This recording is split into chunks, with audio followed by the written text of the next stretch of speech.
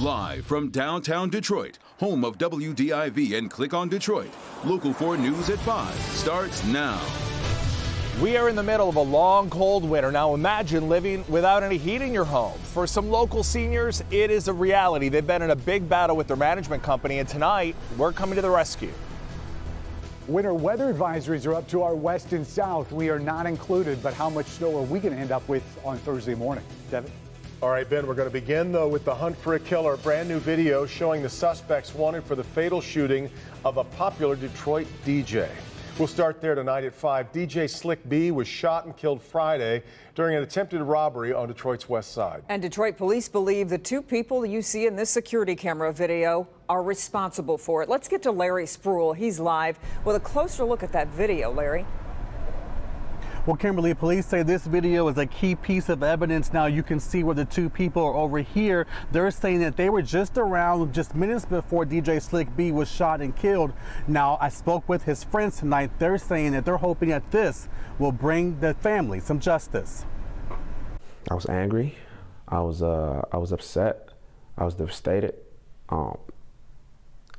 I was heartbroken. Local clothing store owner LaDon is still dealing with the death of one of his closest friends, Byron Gilbert, also known as a popular Detroit DJ, Slick B. No, I still can't wrap my head around it because I'm just like, why?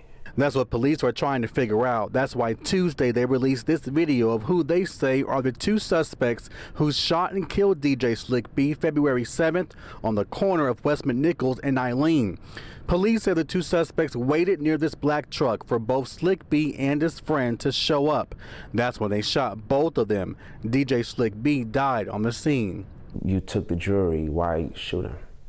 Not once, you know, but like multiple times. That's the question on everyone's mind who knew him. Like he was just a great man, a great friend, a great father, a great brother, a great nephew. Like he meant so much to the community, he meant so much to Detroit. The city who he loved recently showed their love for him. Family and close friends held a benefit concert in his honor, an honor LaDon tells me many will never forget. Now I believe Slick B is a legend. No, legends never die. And affirmation means that his name will never be forgotten. And again, police are asking if you know these two suspects seen right here in this surveillance video to call police. We're live tonight at police headquarters. Larry Spruill, Local 4. Larry, I'm wondering, any word on the other victim in this case? How's he doing? Well, Kimberly, I asked police that very question earlier this morning, and they tell me that he is still recovering. And once again, they're just trying to get to the bottom of all of this. Kimberly? Let's hope somebody knows something and speaks up. Larry, thanks. Tonight, Detroit Police Chief James Craig is speaking up, hitting back at criticism of his department's probe into corruption on the force. Let's get to Mara McDonald, who is live tonight with more on these claims and what the chief has to say about them. Mara.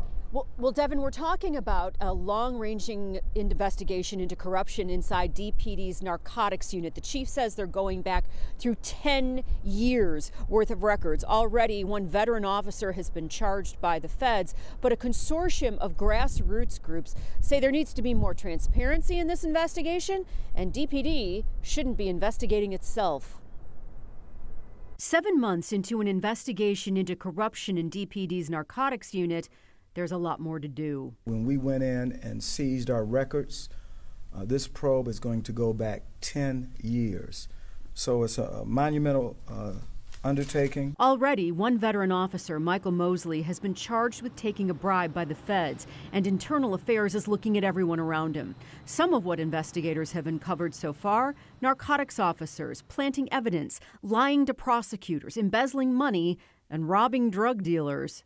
One, we are conducting criminal investigations on allegations, both at the state and federal level. A consortium of grassroots organizations have banded together calling for more transparency from the department and the Wayne County Prosecutor's Office, and are demanding an independent third-party investigation into the department. The grassroots organizations that suggested that we can't investigate ourselves, I want to have a meeting with those groups. I think it's 7. And just sit down and maybe give them a sense of how we're pursuing our investigative work. Back here live, the department is 7 months into this investigation. The chief thinks it's going to take well over a year. When the start of this hit last year, Craig reassigned everybody in that unit who'd been there for 5 years or longer, moved them out. We're live downtown tonight. I'm Mara McDonald, Local 4. Okay, Mara. Let's turn our attention to the weather now. On the bright side, we did get a couple of hours of sunshine today. It was really nice to see that, but there is a big shot of snow on the way too. Let's get over to Ben for a look at the timing and how much we could expect. Yeah, Kim and Devin, not too hard to tell exactly where the storm is coming from and where it's headed to. Just follow those purple boxes right into southeast Michigan. Now, we are not under winter weather advisories as of right now. Looks like our totals may keep us just under that threshold, but it's going to impact possibly 3 commutes. Tomorrow evening, snow by 8 o'clock for most of us. South zone, you could see it a little bit earlier, so the tail end of that Wednesday evening drive is possibly going to be impacted. Thursday morning will have the biggest impact. Most of the snow will be on the ground.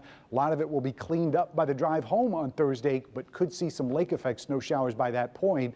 So we'll look at the amounts and what is to come after the snow. Friday is not going to be a picnic for Valentine's Day. We'll talk about that in a few minutes, guys.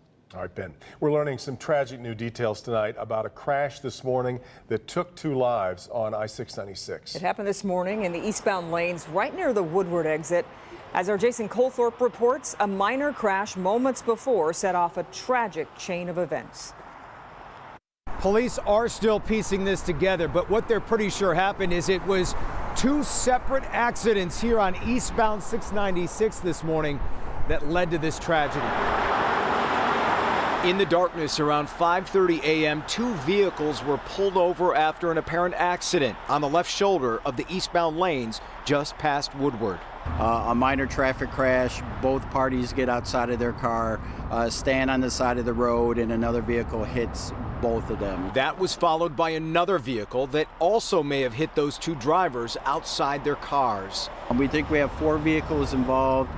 2 male fatalities. The 2 killed were a 61-year-old man from Westland and a 39-year-old man from Oak Park.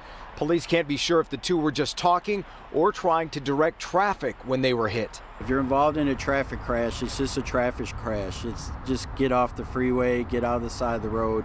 Don't get out of your car. I don't think people really realize how fast traffic goes on the freeway until it's too late, like a case like this. Now, it's very easy to wonder as a driver, what do you do if you find yourself stranded or in an accident on a busy freeway like this?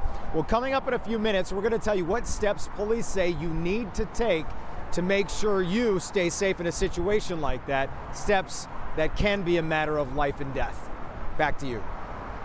More to come on some really important information, so stay tuned for that. In the meantime, we are continuing to follow these fast-moving developments on the deadly coronavirus. The first Americans who were airlifted from Wuhan province are being released from quarantine today as another U.S. case is confirmed. Dr. Frank McGeorge joins us with the latest. Doc? Yeah, Kim and Devin, today the World Health Organization gave the novel coronavirus an official name. It is now COVID-19. They came up with a name that did not refer to a geographic location, an animal, an individual, or a group of people that was also ideally pronounceable. But obviously, that's not stopping the virus. With more than 1,000 now dead of coronavirus in China, this outbreak is spreading much more quickly than SARS did. The CDC reports 13 cases here in the U.S., including 1 just diagnosed in San Diego.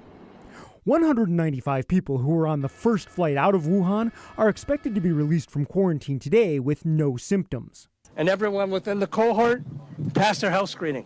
I'm going to open the door and say hi to them real quick. But there are still Americans stuck on this cruise ship outside Japan where passengers have fallen sick. Meanwhile, 300 scientists on a call today with the World Health Organization want to fast-track tests, drugs, and vaccines.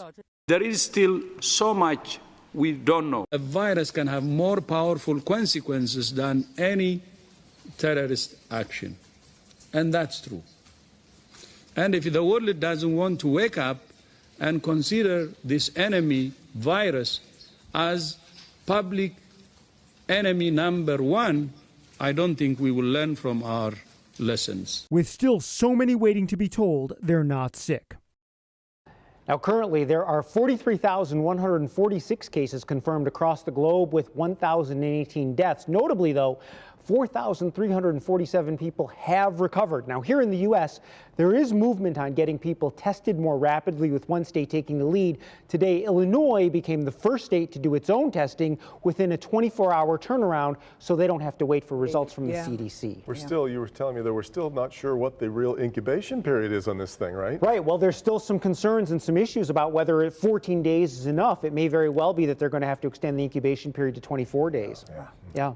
All right, well, we do have a quick update involving the woman from Sterling Heights stuck on board the Diamond Princess. That's a ship off the coast of Japan with 135 confirmed cases of coronavirus. We checked in with Myra LaRouche's sister today, and she was happy to report that Myra is not one of the people sick on the ship. So certainly good news. Really good to hear.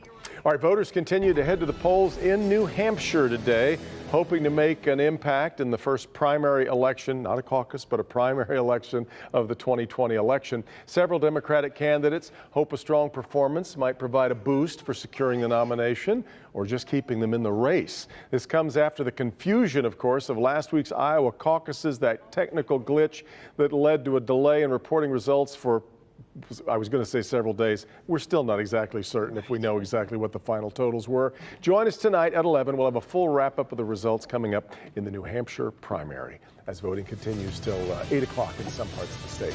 Turns out a domestic assault charge isn't the only legal trouble a Wayne County judge is dealing with. New tonight, what we're learning about Judge David Parrott's DUI charge up north and why the case has dragged on for more than a year. Also, she's accused of lying to investigators in the Nassar abuse scandal. New revelations in court as the trial of former MSU gymnastics coach Kathy Klages gets underway. Hank?